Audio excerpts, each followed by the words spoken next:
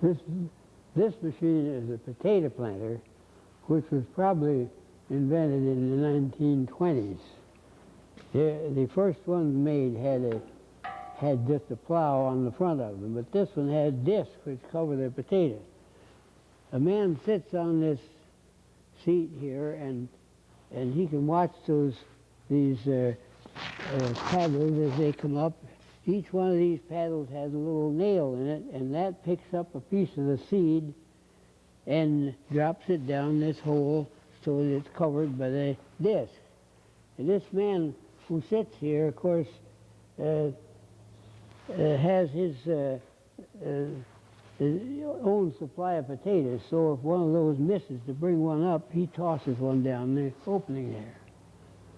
These came into being because of the fact that growing population and smoother land and transportation of the product too became important, and they raised hundreds of bushels of potatoes with this machine.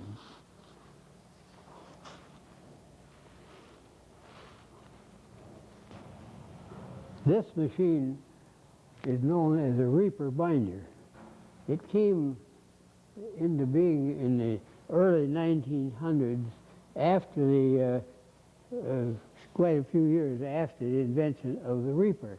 This is different in the fact that it cuts the grain, and it has canvas bands that run up over these rollers. It takes the grain over in the back there and ties it in with a knot. It makes a bundle of it. And this saves a lot of labor.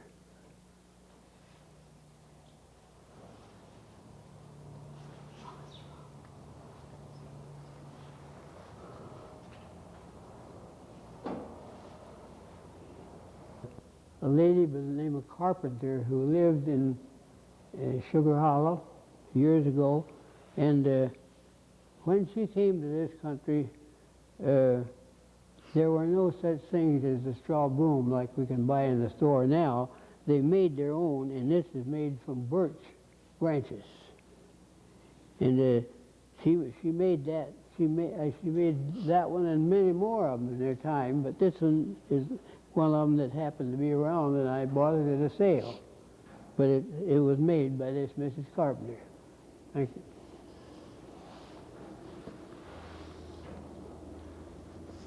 you. This is called a stone jack. This was made in one of our local blacksmith shops. A man by the name of Peter Ross made this, and his shop was located where our post office is now. And this was made to drop that over a stone, a big stone on the farm. See, these hooks went over the back of it, and then hook your horses on this link and skid it off the ground. Skid them off the field. This is the only one of them I ever saw made this way, but I did see a couple others that were made of different material. Mr. Gay, what is this machine? Well, this is called a fodder cutter.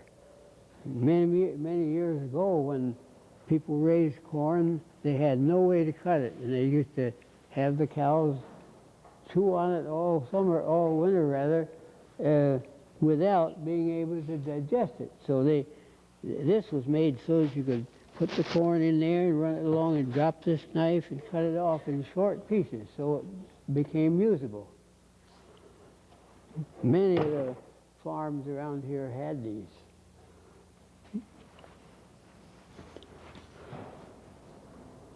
After a man cut his like oats like this, or rye, or buckwheat, he laid them on the barn floor and hit them with his flail. And now if you let go of that, you'll see how it would be.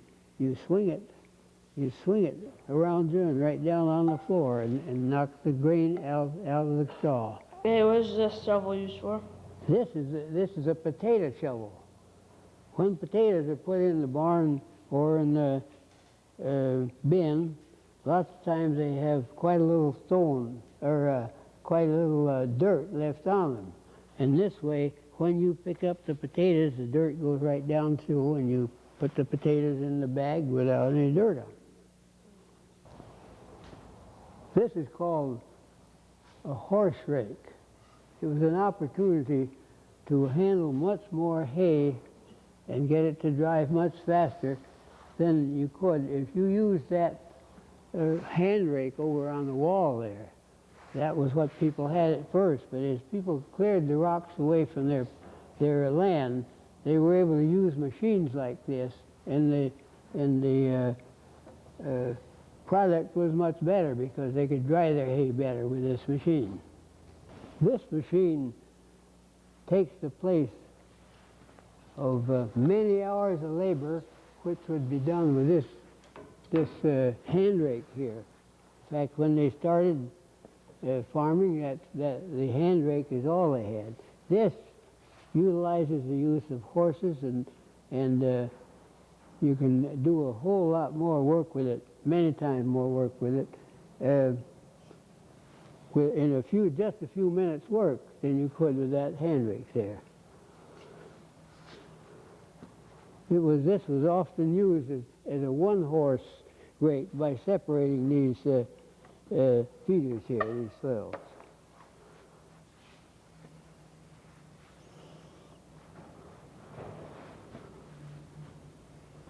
Machine is known as a corn harvester. It came into use in the early 1900s, and it was, of course, necessary for the fact that corn became the big producer of milk-producing feed. And it was necessary to raise large fields of corn, and of course, by hand cutting, it was a long and tedious job. This machine would cut the corn and tie it in a bundle and make it easier to handle.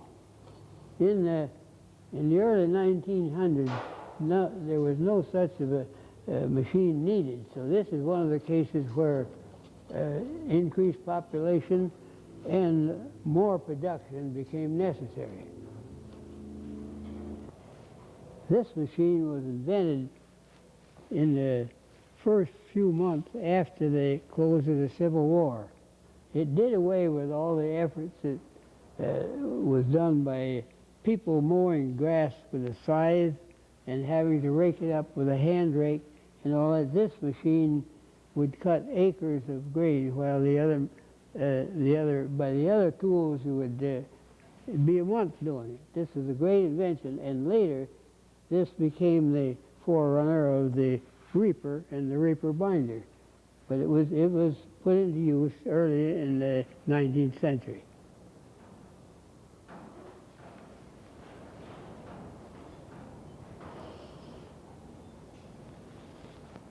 This is known as a timber marker.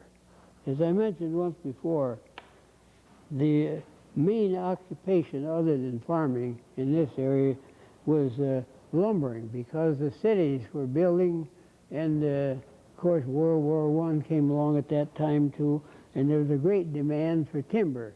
And the large mill where the timber was accepted and sawed was in Pittston, and the people here could work during the winter forming these log rafts which went down the river. In fact, my grandfather was drowned on one of those when it upset with them on the way.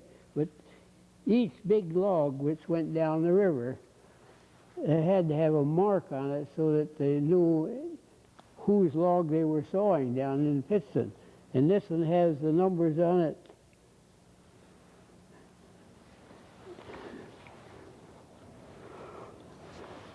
Can't read it. Yeah.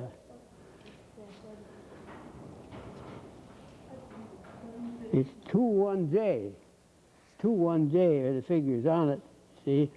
And they just whacked the end of the log with that thing, and this message was on it, and the sawyer knew whose log he was sawing. Otherwise, they were not marked, you see. So this was used in a lot of the on a lot of the logs that were shipped down the river.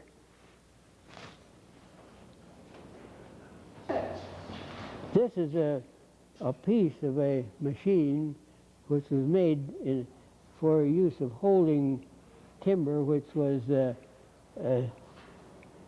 dressed for various furniture uses. See, this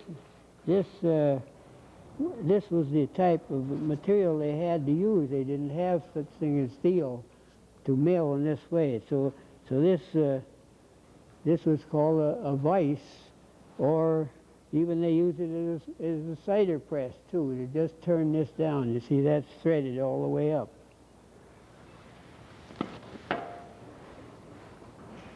Very good.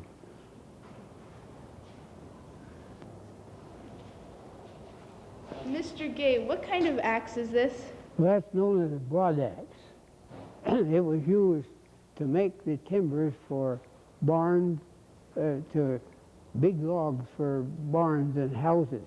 And you see why it is bent. It's bent so that you can stand by this log and shave off the bark on the other side of the log without cutting your leg. That's why it has that crooked handle. It's called a broadaxe. It was used in many of the barns hereabouts. And if you look around, you will find that the barns which fell down during this last snowstorm were not made by what we call peg and socket. See, this shaved the bark off the side of the log and squared it off so that it would fit in the construction of the barns and houses. Very early tool, very early tool. This is a wheelbarrow seeder. It was a great improvement over the old way of sowing seed when you carried a little bag on your arm and just threw a pinch of it out as you walked. This would cover acres of ground where you would be doing it the other way. It would take a week, you know. And it would handle timothy seed, clover seed, and some very small grains like oats. It would even run a few oats through there. But this was made to use on ground when you could not get a horse machine on there to do it because the horse's feet sink in the ground so far, you know. And this just took care of a lot of people who couldn't afford a grain drill, too.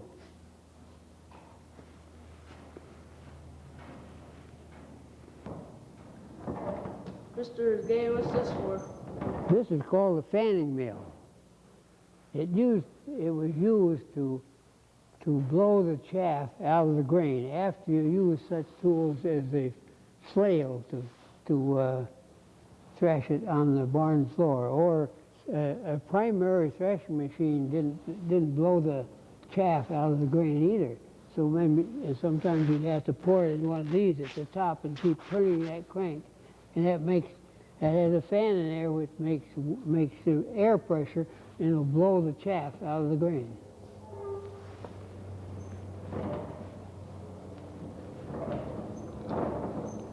Right, very good.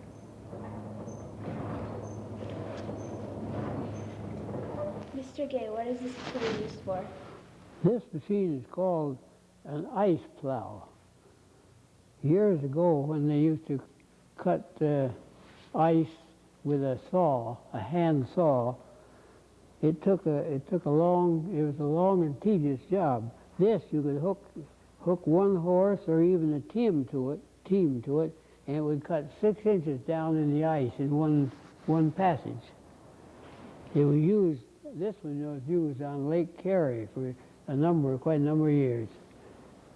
They had an ice house there that supplied the ice for the trains which went through Tunkhannock, and they had used that for refrigerating the milk and other food on the trains. Now we're looking at a thresher. This machine, of course, saves a lot of labor, and it was necessary to have this machine because of the fact that as soon as people kept larger dairies, they had to raise more grain.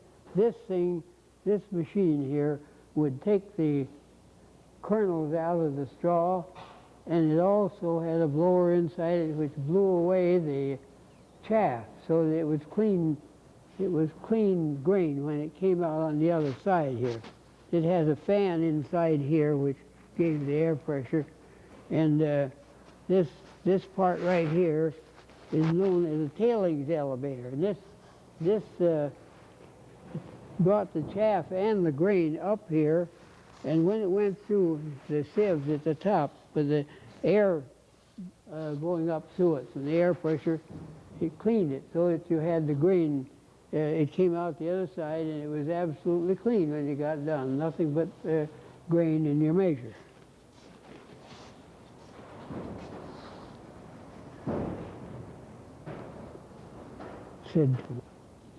This machine is known as a hay loader. After the hay has been mown and lies on the ground, it would not dry very well for if it were anywhere where the dew would be heavy in the morning. So this machine would come along and pick up the hay and put it on the wagon. It saves the terrible job of pitching it on with a hay fork, with a pitchfork. This would do probably 10 acres of hay a day, where it would take a week to do that by pitching it on by hand, you see. A great labor saver. Ready? Mr. Gay, what is this? That is called a shovel plow. You'll notice that it has an adjustment here so you can throw those wings out wider. And it was used especially in potato growing because after the potatoes have come up through the ground, then you try to throw up a hill over them. And if potatoes are not hilled up and covered, well, the sun burns them, you see, and they don't taste good. But that's what that's known for. It's used for many uses, however, mainly for potatoes.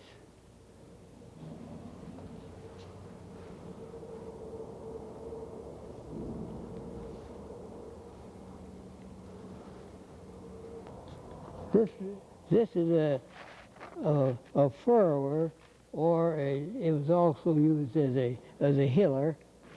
But this is really used to mark out the land before you went through with this.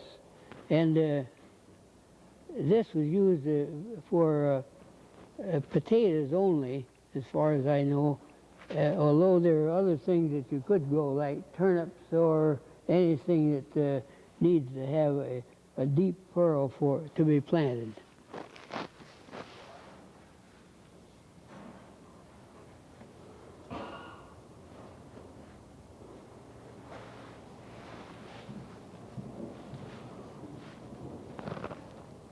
This is known as a reaper. This was invented shortly after the mowing machine, and it was used especially for cutting grain. And you'll notice it has a cutter bar on the end of this apron here. It cuts the grain, and the grain slides over here, and when it gets full, so your carrier there gets full, you push that little lever there, and one of these rakes drops down. It's coming around this way, and it sweeps the grain that has been cut off on the ground. And then a person comes along and using with the hand rake and gets that together in a bundle and ties it so it can be hauled to the barn and run through the thresher. This saved a lot of work. You see, they used to cut the grain with a grain cradle, and it took a lot of work to do that, and then this machine just does it so easily. I rode one of these quite a number of times, and it's a lot of fun. These rakes are revolving around all the time, and one comes down when you trip it, cleans the table right off.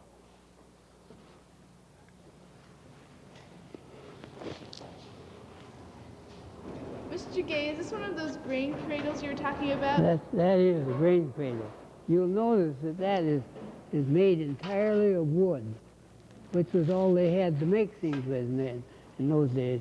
And it was a great labor saver over the sickle, which they used to use, to cut small wafts of hay, or rather grain. This could handle rye, wheat, buckwheat, and small grains like that. And when you're done with that, you lay it in the swath right on the stubble, and it's easy to work it. And you rake that up and tie it. That's one of the great things, great labor savers that came along. And when I lived on the farm, this is what we used too for the first few years. And it's very hard work too, very tough. But notice it's all made of wood, you see. Mr. Gay, is this one of them treadmills for fat cows? That's right, or a fat horse, either one.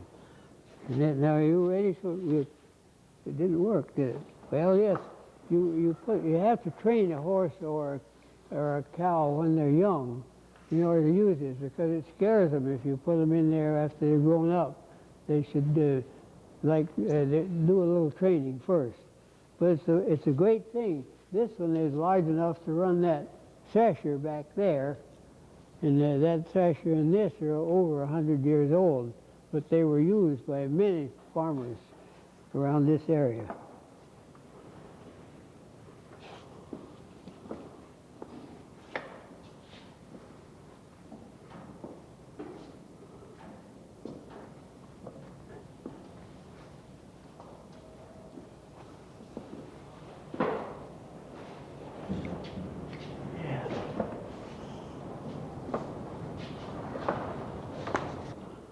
This plow is unique in that it was made locally. At one time there was a foundry down where the Agway store is now, and they made these castings of metal, and like this one, and they sold that to the farmer with a diagram as how to make the rest of it, and he did that at home. This one was made down there at the foundry in Tunkhannock. They see the man would buy it. Now, if you look right there, you'll see a wooden wedge that held it together, and that's what makes it unique. It's so old that you can see that it was handmade. Now, this one here is a Syracuse plow after the cast iron mold boards and points were invented. This is much later than that one over there. And this, of course, is the old shovel plow too, which is used in growing potatoes. This was also made at home, you see. This bolt holds the thing together.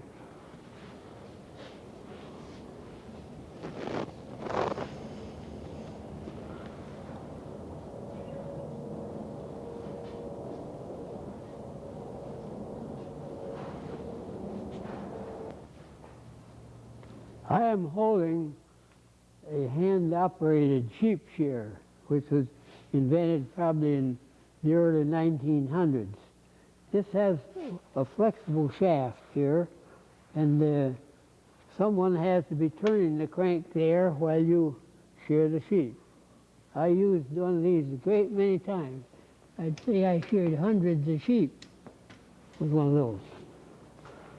This next item here is a little improvement over the average push cultivator for the garden, in that you go both sides of the hill as you go along.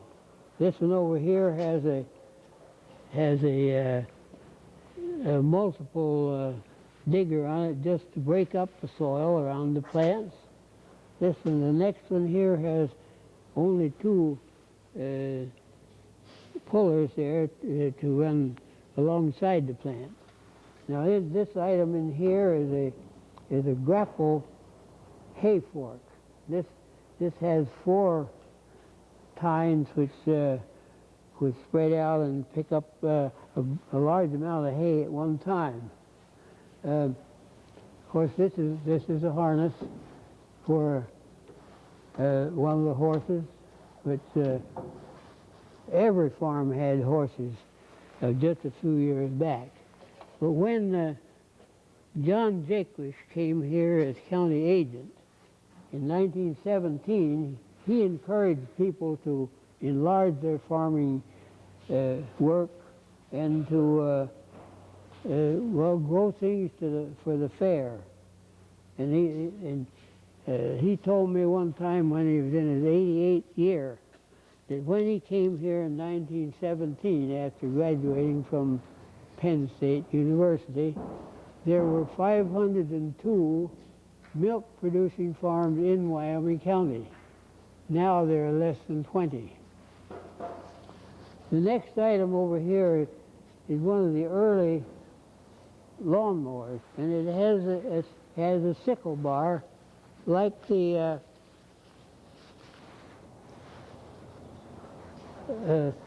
one that we saw over on the mowing machine, and it has those little blades running back and forth there. Then the next item is a plow for use in the garden, and usually as a marker. Then the last one in the row there, the planter here, that would plant corn, beans, and peas in a row, and the little furrow closer coming behind covered up the seed. This item here is a scythe, and this is one of the early ways of cutting grass. This is known as a hay knife. After bringing in the hay from the field, the forks which took it up high in the mow by rope, you know, they would drop those bundles, those bunches of hay down in, and it frequently bound up so that you couldn't get it out with a fork. So with this knife, you cut right across the mow and you could get the hay out. Much easier. Mr. Gay, Yes. I was just wondering what this wide blade is. Well, that's another that's another hay knife that you just cut right along the side cut right down through the middle of the mow, and you get the hay out. This one came long before that one did. See, that was a later invention. The cream separator, and this happens to be a table model. Most of them had a regular stand, but by turning this, the crank goes on here. And by turning that, it separated the cream from the milk. And if you note that there's a spout there which carries the cream, and there's another one down here which carries the milk. And it was a great labor saver, but the old way of doing was to put the milk in a tall can and wait till the cream rose to the top, and then pour off the milk under it, and you have the cream. Now this is separated in one operation, the cream from the milk. This machine is called a centrifuge. It was used for testing milk, and at one time I used one. I went around to farmers and tested their milk to see what the cream content was, and the percentage of cream was what governed the price that you got for your milk. If you could see inside here, you'd see that there are 15 cups in here, and by turning the crank here, it would spin around, and your milk was put in this little container here, and the centrifugal action of spinning here, it went around hundreds of revolutions. I can make that go up here. I've got one of the tubes out. Didn't do a good job there. Anyway, well, that wasn't supposed to happen, but it did.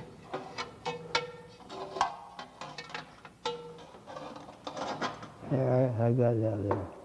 Now, this item here is a sickle grinder. Now on this particular bolt right here, it had a stone which had a shoulder in it. You see, so you would have your mower knives from one of the mowing machine over here.